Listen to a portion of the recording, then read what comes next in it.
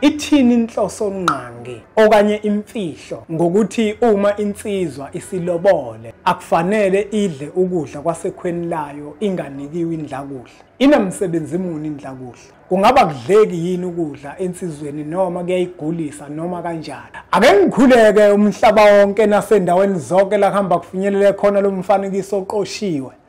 Nibingelelwa yingwe ehamba namabhubesi impunga yesintu umfokambanjwa uKhathini. Umshana wakwaNgcobo Fuze omashiya amahle sengathi azoshumayela. Umzukulu kaMdumo kaThumbula Tshatatsha kaPheshe kaMaguyane kaVaphi kaNokhonjwa. Inqawe le eshunqulwazi ezinye inqawe eshunqa intuthu. Umjabulelo kumamatheka komkakhe ngoba njalo memamatheka kuthi faca. Incwadi le yokuqala kwengizilobile esihloko sithi sithini isintu. I450 mawufika kuthini uzozicoshela yona, 550 mawufisa ukuthi sikuthumelele ulapho ukhona. Incwadi yethu lena yesibili amava ahlabahlosile. Nayo i450 mawufika emphilandaba uzozicoshela yona, 550 mawufisa ukuthi sikuthumelele yona. Uma zihlangene zizombili kanje ziyikhombo, sine special ke zu650 mawufika emphilandaba uzozicoshela zona. 680 uma kuukuthi ufisa ukuthi sikuthumelele zona. Bathi imbila yaswela umsila ngokuyalezela. Kubalekile ke bafowethu ukuthi wena ongakabi nazo lezincwadi uzitholele zona. Ikhona nenye incwadi esihloko sithi yokhuluza ukhokhobe okuyincwadi yesithathu, indlela yesintu ekuyincwadi yesine. Zifundisa isintu sethu bafowethu. Namuhla ke bafowethu ngifisa ukuthi ke sithinte indaba yendlakudla. Ngifisa ukuthi siyibuke ukujula kwayo, nemfihlo yayo, nenqikithi yayo. Ukuthi kungani umkhwenyana angakumayi ukumaya kwasekhweni enganikiwe indlakudla. Ngiyazi ukuthi abantu abaningi lento yendlakudla bayithatha kancane ngoba abayazi ukujula kwayo, nemfihlo yayo, nenqikithi yayo ukuthi yayikade yenziwe lana. Inhloso nqangi yendlakudla bayazi. Abantu abaningi bake babuka umuntu ophila enyameni kuphela. Bakhohle ukuthi lo muntu ophila enyameni kunethonga elimembethe ekuyilona eliphila phezu komzimba wakhe. Uzokhumbula ukuthi umuntu uhlukene kabili. Kukhona isidumbu sakhe okuyindlu ehlala umuntu ongumoya. Mawufunda yona lencwadi amava ahlabahlosile uzoyibona lento engiyisho ukuthi inyama le okanye isidumbu lesi yindlu ehlala umuntu ungumoya. Lo moya ke sikhuluma ngawo ilethongo leli elikwembethe. Uzokhumbula ukuthi kunemfanekiso eqoshiwe esike siyibone isabalele enkundleni zokuxhumana. La uthola ukuthi insizwa ibihambise abakhongi bayo beya koyilobolela ekhweni layo. Uma bahambisile yawugcina umthetho yangangena egcekeni lasekhweni yahlala ngaphandle. Uzokhumbula ke futhi ukuthi thina sabantu sinobuntu. Uma umuntu simbone edlula, ubone ukuthi lo muntu uqhamuka kude, sike simbiza angene ngaphakathi, simnikeze amahewa aphuze, athibe umphangazana athola amandla ukuze ezokwazi ukufinyelela lesuke yakhona. Ubuntu ke lobo bafowethu. Kuyenzeka uthola ukuthi umkhwenyana ekhweni lakhe njengoba eletha abakhongi, bagcina abantu ke beba nobuntu, bamnikeze ukudla engadli ngaphakathi. Kwesinye isikhathi bambiza futhi abanye bathi akangene ngaphakathi ngoba bebona lento enhle aseyenzile, bese bemnikeza ukudla kodwa indlakudla bengamnikanga. Ingakho ke namuhla ngiyimpunga yesintu ngoba abantu abaningi banembuzo abazibuza yona ukuthi kungani umkhwenyana engeke azadle ekhweni lakhe esekhipha inkomo kodwa manje ngoba akakayinikwa indlakudla sikwazi ukumphakela. Nami mina wesifazane ngabe ngenza iphutha uma ngimhambisela ukudla? Kuyiphutha bafowethu ukuthi uthi ungowesifazane umyeni wakho engakanikwa indlakudla kini usumhambisela ukudla. Kuyiphutha kuthina izinsizwa zakithi ukuthi simaye ukudla kwasemakhweni ethu singakanikwa indlakudla. Ngizochaza ukuthi kuyiphutha kuphi ukuze wonke umuntu ezokwazi ukuthi ayiqonde.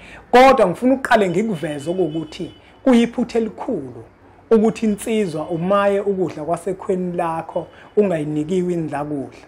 Nawe ntombi kuyiphutha ukuthi uphakele lensizwa ezokulobolisa umyeni wakho indlakudla ingakanikwa kini. Kuyiphutha lokho. Akulona iphutha kunina abaphilayo, kodwa emathongweni kuyiphutha ngoba yonke into esuke siyenza ngamathongo, siyenzela amathongo. Uzokhumbula ukuthi uma insizwa ibona intombi, leyo ntombi isuke ingabonwa yiyona insizwa, kodwa kukhona ithongo ekuyilona elisuke liyibonile. Labe selivumelana nethongo labo kantombi. Okusho ukuthi ukuqomana kwenu nobabili kukuvumelana kwamathongo alele phansi kothuli lomhlaba. Uma kuwukuthi wena insizwa usuyakolobola, wena impela yolobola, kodwa umuntu ozoganwa akuwena.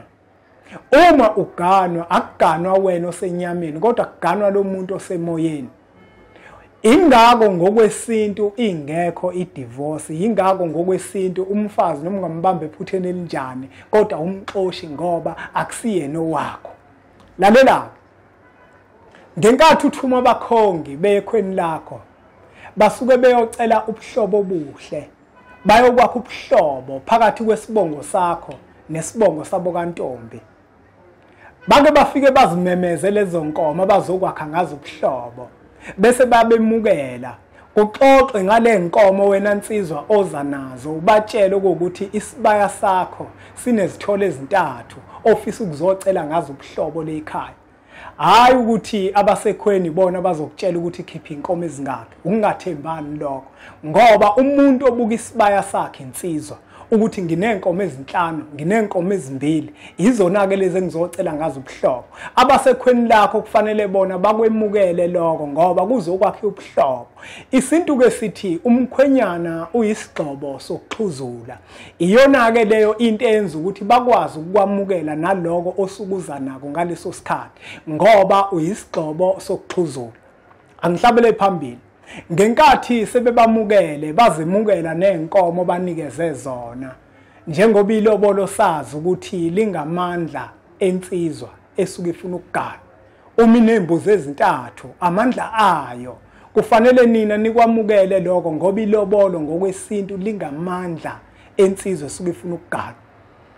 Uma sebemukelwa abakhongi kube kuhle kakhulu, baze banikezwe iziphuzo, banikeze ukudla. Umbuzo khona uzothi abakhongi laba basuke bezolobola bona badla kanjani. Uzokhumbula ukuthi abakhongi bayizithunywa, bathunyiwe bona ukuthi bazocela ubuhlobo obuhle phakathi kwekhaya. Kodwa akubona abazoganwa phakathi kwale ekhaya, akubona abazoba umkhwenyana wale ekhaya, kodwa insizwa le enethongo ekuyilona elizoganwa le ekhaya ayikwazi yona ukuthi izovela ingene ingangenisiwe la ekhweni layo. Ayikwazi yona ukuthi izovela imaye ukumaya kwale ekhaya inganikiwe indlakudla. Kunganiki insizwa ingeke izikwazi ukumaya inganikiwe indlakudla. Ithongo alidli noma yikuphi. Ithongo lidla kini kuphela. Wonke umuntu okhona emhlabeni mawuhamba uyodla e-restaurant, ithongo lakho alidli lapho. Mawuhamba uyechisa nyama uyodla khona, ithongo lakho alidli lapho. Kodwa ithongo lakho lidla kini nalawe nohlala khona upheke khona ukudla. Ikhona ke ithongo lakho lalidla khona. Ake ngizenzele umfanekiso, kunomuntu la oqashile. Ithongo lakhe walibikela ukuthi ikhona la ngihlala khona. Ukumaya ozokupheka la uqashe khona lizokudla ithongo lakho ngoba wabika ukuthi ngokomsebenzi yilale ngihlala khona. Ithongo alidli noma ngabe kuphi, ithongo alidli emzini womuntu. Uma ithongo lingadli emzini womuntu, njengoba wena ke sewakhe ubuhlobo nasekhweni lakho la uganwa khona, kuyinto ebalulekile ukuthi ithongo ekuyilona elizoganwa le ekhaya, abale ekhaya bathatha imbuzi bese balifake ogqokweni lale ekhaya ngembuzi. Kusuke kungafakwa wena nsizwa uphile enyameni, kodwa kufakwa ithongo elikwembethe ogqokweni lale ekhaya ukuze lizokwazi ukumaya, ngoba ithongo alimayi noma yikuphi. Kodwa ekhweni lakho ngesizathu sokuthi sekwakhiwe ubuhlobo, kumsebenzi wabo ukuthi balihloniphe ithongo, baphinde bathathe imbuzi balemukele bese bayalifaka ogqokweni ogqokweni lalapha ekhweni lakho. Uma ke wena nsizwa uzosheshe udle wena ekhweni lakho la uganwe khona kodwa ithongo lakho lingakafaki ogqokweni, sewenza iphutha elikhulu ngoba wena usudle wedwa, ithongo lakho lona lidlile. Ithongo lakho lona lidinga ukuthi ligunyazwe ngabasekhweni lakho ngokuthi kube khona imbuzi ezohlatshwa nenyongo ezoba ufakazi ukuthi lona lifakiwe ogqokweni lale ekhaya. Uma beliphakela ukudla selizokwazi ukuthi lidle. Uzokhumbula ukuthi wena njenganensizwa ekhweni lakho uyahlonipha. Uma uhlonipha ekhweni lakho ngeke kube lula ukuthi ubonakale nje usuyadla ekhweni lakho ngoba indawo oyihloniphayo. Ngeke kube lula ukuthi ubonakale usuhamba egcekeni, indawo oyihloniphayo. Kodwa ekhweni lakho uhlala ngesizotha. Ngenkathi bekunikeza indlakudla basuke bekukhulula ezintweni eziningi okuwukuthi usungakwazi ukuthi ukhululeke noma uhamba le ekhaya ungasahambi ngokwesaba kodwa uhambe ngokuhlonipha. Nasesithebeni sale ekhaya siyakufaka manje bese ke nethongo lakho uyothi mawuphakelwa ke ekhweni lakho ngeke kudle wena wedwa kodwa kodla nalethongo lakho ekuyilona elizoganwa lekhaya. Ilapho ke bafowethu inhloso nqangi yendlakudla ifaka abasemoyeni, ifaka amathongo esithebeni sasekhweni lakho. Ayifaki wena ungadla wena ngoba udla noma ikuphi kodwa ithongo lakho lona lidli noma ikuphi. Ingakho ke ekhweni lakho uma sewakhe ubuhlobo kuke kuhlonishwe ithongo lakho lamukelwe bese lifakwa ogqokweni lakhona. Ingakho unikezwa indlakudla ifaka ithongo lakho ogqokweni lasekhweni lakho ukuze likwazi ukumaya ekhweni lakho ngoba ithongo alidli noma ngabe ikuphi, aliyenzi into lingagunyaziwe. Ngeke livele lidlele lona ngesizathu sokuthi usulobolile wena waqeda ekhweni lakho kodwa kudingakala imbuzi ekuyiyona abazoligunyaza ngayo bese nawe uyagunyazeka ukuthi udle. Hayi bafowethu, angingawageqa amagula ngoba angemuki. Asithembe ukuthi lo mfanekiso oqoshiwe uyawenza umqondo ngoba abantu abaningi bagcina sebethi kunani pho uma insizwa izodla ekhweni lawo, kunani pho uma owesifazane ezomhambisela ipuleti, kunani pho. Yabona, akufanele bafowethu ngoba umuntu osuke ezocela ubuhlobo yebo uwe kodwa wena unethongo elikwembethe. Akufaneleke wena kube ukuthi usuyojabula kungafanele. Kuwumthetho wesintu. Isintu siqhakambisa inhlonipho, isintu siyinhlonipho qobo lwaso. Awukwazi ukuthi uzoqhamuka usumaya wena ekhweni lakho ungagunyaziwe ukumaya. Eqinisweni ithongo lakho ekufanele ukuthi ligunyazwe ukuthi limaye ngoba masizobuka thina enyameni kuzoba lula konke sizothi thina kunani kanti ethongweni kunotho. Asiqhubeke ke bafowethu usuthatha umfanekiso oqoshiwe sodlulisele kwabanye abantu ngoba nakubona uzoba usizo olukhulu. Bese ngiphinde ngikukhumbuze ngespecial sethu. Sithini isintu plus amava ahlabahlosile 650. Mawufika nje imphelandaba uzozicoshela zona ngo650 ngoba uma iyodwa 450 iyinye. Kodwa uma zizombili zikwispecial njengamanje amakhombo nje ambalwa kakhulu 650. Asuthathe kumfanekiso oqoshiwe usudlulisele kwabanye abantu ngoba nakubona uzoba usizo olukhulu. Bese siqhubeke njalo subscribe ku channel yethu enkulu Impunga Yesintu TV bese sithi nje impunga.